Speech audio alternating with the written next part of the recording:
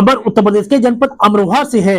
उत्तर प्रदेश सरकार के सफलतापूर्वक 9 वर्ष पूर्ण होने के अवसर पर नगर पंचायत नौगावा सादात में एक भव्य एवं गरिमामय कार्यक्रम का आयोजन किया गया। इस अवसर पर मुख्य अतिथि के रूप में शिक्षक विधायक डॉक्टर हरि सिंह ढिल्लों ने शिरकत की और सरकार की उपलब्धियों को विस्तार पूर्वक जन जन तक पहुंचाया।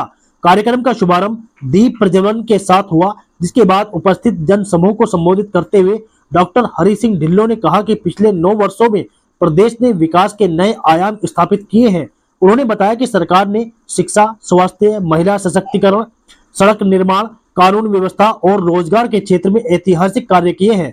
उन्होंने विशेष रूप से शिक्षा व्यवस्था में सुधार, विद्यालयों के कायाकल्प, डिजिटल शिक्षा को बढ़ावा देने और युवाओं को रोजगार के अवसर उपलब्ध कराने की योजनाओं का उल्लेख किया। साथ ही उन्होंने कहा कि प्रदेश में कानून व्यवस्था मजबूत होने से आम जनता में सुरक्षा की भावना बढ़ी है और निवेश का माहौल बेहतर हुआ है। कार्यक्रम में विभिन्न विभागों द्वारा लगाए गए स्टॉल भी आकर्षण का केंद्र रहे, जहां सरकार की जन कल्याणकारी योजनाओं की जानकारी दी गई।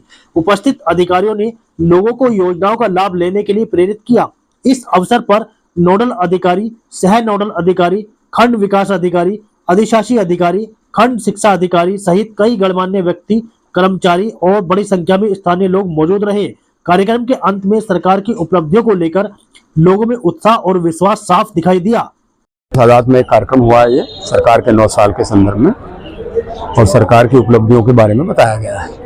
निश्चित रूप से मुझे कहने की बहुत जरूरत नहीं है कि सरकार ने 9 साल में बहुत काम किया है। हर क्षेत्र में, चाहे महिलाओं का हो, व्यापारियों का हो, कर्मचारियों का हो, शिक्षकों का हो, सारे क्षेत्रों में बगैर किसी भेदभाव के, जाति, बिरादरी, धर्म और संप्रदाय से ऊपर उठकर सबका साथ, सबका विकास और सबके विश्वास के साथ सरकार ने काम किया।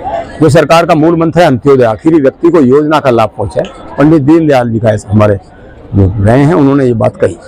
उसी के पद चिन्हों पर चलते हुए सरकार ने कहा कि आखिरी व्यक्ति को ये लाभ पहुंचाने का मान को अनुसार जो आते हैं उन्हीं को इसका लाभ मिलता है। और मैं समझता हूँ कि हर क्षेत्र में बहुत हुआ, किसानों के काम में बहुत हुआ है।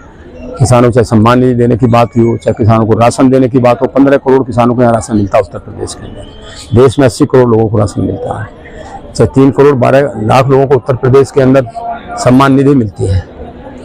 35,000 किसानों को सौर ऊर्जा से नलकूप लगने का काम हुआ। सरकार ने वायदा किया था कि बिजली हम नलकूपों को फ्री देंगे किसान को, उसको करने का काम उत्तर प्रदेश है।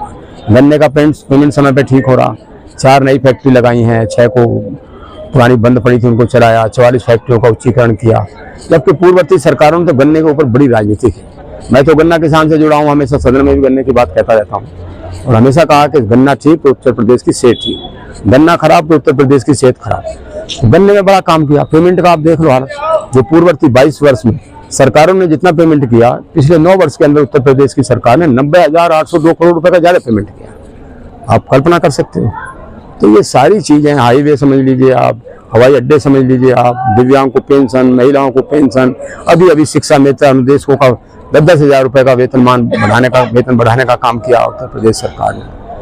तो बहुत सारी चीजें की हैं उत्तर प्रदेश में। मूलभूत परिवर्तन आया है, हर चीज को आगे बढ़ाने का काम किया है। पूरा रामराज की तरह सरकार चल रही है। मैं समझता हूँ सरकार का जो राज धर्म है उसको निभाने का काम उत्तर प्रदेश की सरकार कर रही है। मैं इस आपके माध्यम से उत्तर प्रदेश सरकार के यशस्वी मुख्यमंत्री आदरणीय योगी आदित्यनाथ जी को, उनके तमाम कैबिनेट को भी बहुत बधाई, शुभकामनाएं देता हूँ और आम जनमानस को भी मेरी तरफ से बहुत शुभकामनाएं। में किसान लगभग 3 महीने से फैक्ट्री पोल्यूशन को लेकर प्रदर्शन कर रहे हैं, तो क्या उसके लिए आज तक कोई सुनवाई नहीं हुई? चलिए, पहले पोल्यूशन का तो मैंने भी सदन में अंदर उठाया था ये मामला कि पोल्यूशन की वजह से बहुत परेशानी हो रही है, उसको भी दिखवाते हैं क्या हो रहा है। ठीक।